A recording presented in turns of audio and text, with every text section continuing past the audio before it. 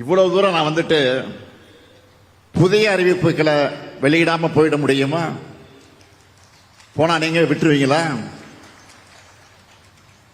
அதுக்கும் நான் அறிவிப்பை வெளியிட விரும்புகிறேன். தென்காசி மாவட்டத்துக்கு இன்னும் என்ன செய்யணும் என்ற எண்ணத்தோட விளைவா இந்த புதிய அறிவிப்புகளை ஒரு 10 புதிய அறிவிப்புகளை நான் வெளியிட விரும்புகிறேன். முதல் அறிவிப்பு, புதுசா உருவாக்கப்பட்ட இந்த தென்காசி மாவட்டத்துக்கு மாவட்ட ஆட்சியர், காவல் கண்காணிப்பாளர் உள்ளிட்ட அலுவலர்களுக்கு 15 கோடி ரூபாய் செலவில் 11 புதிய குடியிருப்புகள் கட்டப்படும். இரண்டாவது அறிவிப்பு, சங்கரன்கோயில், மேலநிலைத நல்லூர் பகுதியில் இருக்கக்கூடிய பெண்களுக்கு அதிக வேலைவாய்ப்பு அளிக்கக்கூடிய குருக்கல்பட்டி சிப்காட் திட்டத்தின் நீர் தேவைகளை நிறைவு செய்ய 52 கோடி ரூபாய் மதிப்பீட்டில் புதிய குடிநீர் திட்டம் செயல்படுத்தப்படும். மூணாவது அறிவிப்பு, தென்காசி மாவட்டத்தில் இருக்கக்கூடிய மாற்றுத்திறனாளிகளுக்கான ஒருங்கிணைந்த சேவை மையம் 2 கோடி ரூபாய் மதிப்பீட்டில் அமைக்கப்படும். நாலாவது அறிவிப்பு, கடையம் ஊராட்சி ஒன்றியத்துக்கு 6 கோடி ரூபாய் செலவில் புதிய கட்டடம் கட்டப்படும். அஞ்சாவது அறிவிப்பு, சிவகிரி, கடையநல்லூர், சங்கரன்கோயில் மற்றும் திருவேங்கட வட்டங்களில் இருக்கக்கூடிய விவசாயிகளுக்கு பயனளிக்கக்கூடிய வகையில் இந்த பகுதியில் இருக்கக்கூடிய பல்வேறு முக்கிய கண்மாய்கள் 12 கோடி ரூபாய் செலவில் சீரமைக்கப்படும். ஆறாவது அறிவிப்பு, தென்காசி வட்டம் சிவசைலம் கிராமத்தில் இருக்கக்கூடிய கடனா அணை 4 கோடி ரூபாய் செலவில் சீரமைக்கப்படும். ஏழாவது அறிவிப்பு, கடையநல்லூர் வட்டத்தில் இருக்க வரட்டாறு பாசன அமைப்பின் கீழ் உள்ள அணைக்கட்டுகள் மற்றும் குளங்கள் 4 கோடி ரூபாய் செலவில் மேம்படுத்தப்படும். எட்டாவது அறிவிப்பு, செங்கோட்டை வட்டத்தில் அடவி நயினார் கோயில் அணை திட்டத்தின் கீழ் உள்ள அணைக்கட்டுகள், கால்வாய்கள் மற்றும் குளங்கள் 5 கோடி ரூபாய் செலவில் 2 கோடி ரூபாய் செலவில் சீரமைக்கப்படும். 10வது அறிவிப்பு, ஆலங்குளத்தில் இருக்கக்கூடிய அரசு மகளிர் கலை மற்றும் அறிவியல் கல்லூரிக்கு 1 கோடி ரூபாய் செலவில் குடிநீர் மற்றும் பிற வசதிகள் செய்து தரப்படும். இந்த 10 முத்தான அறிவிப்புகளும் உங்களுக்கு மகிழ்ச்சியை தரும் என்று நான் நம்புகிறேன். மக்களான உங்களை மகிழ்விக்கவே இந்த ஆட்சி, மக்களை காக்கவே இந்த ஆட்சி, மக்களை வளர்க்கவும் மக்களுக்கு கொடுக்கவுமே இந்த ஆட்சி. இந்த 4 ஆண்டு காலமாக நாங்கள் செஞ்சுட்டு இருக்கோம். எப்போ மக்களை நினைச்சுக்கிட்டு நாங்க ஏங்குற காரணத்தினாலதான் மக்களாகிய நீங்கள் எங்களுடைய இருக்கீங்க.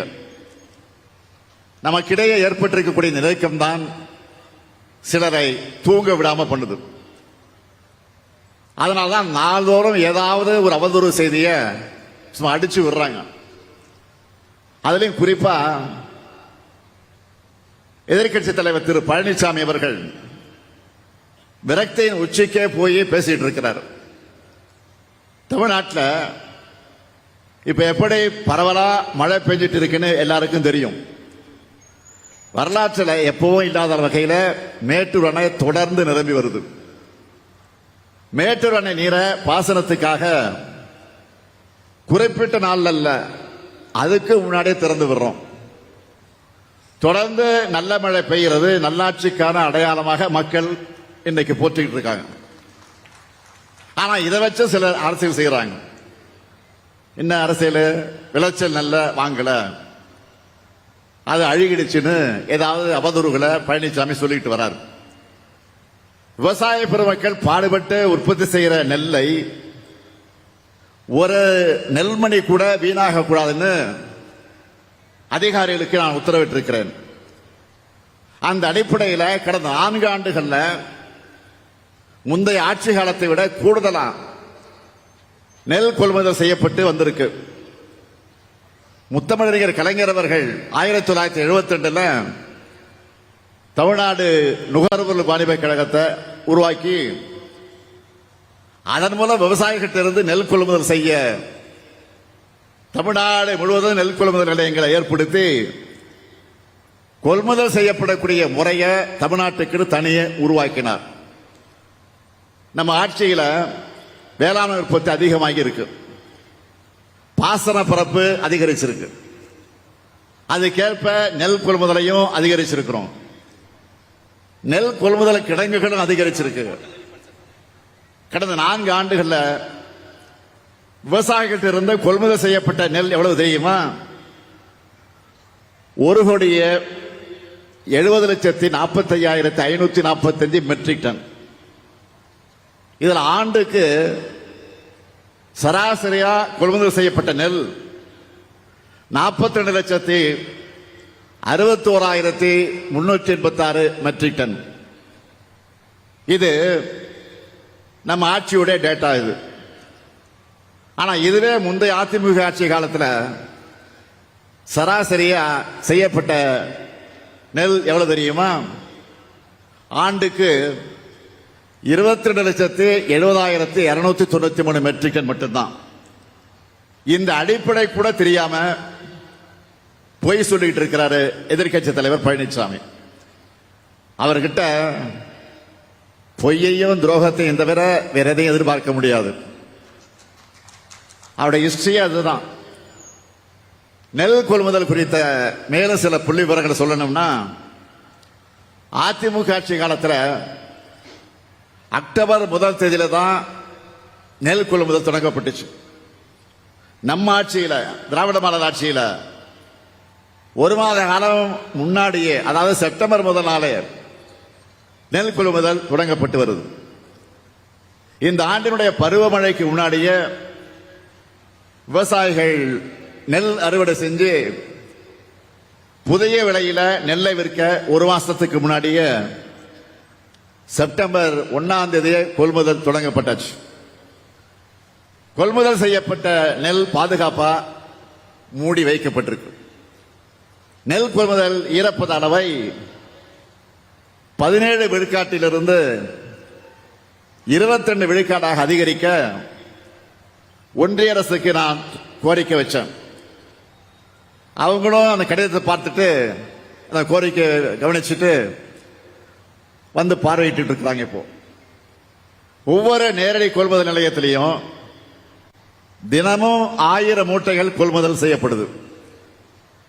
நெல் வரத்து அதிகமாக இருக்கிறதுனால ஞாயிற்றுக்கிழமைகளே நேரடி நெல் கொள்முதல் நிலையங்கள் திறக்கப்பட்டிருக்கு, செயல்பட்டு இருக்கு.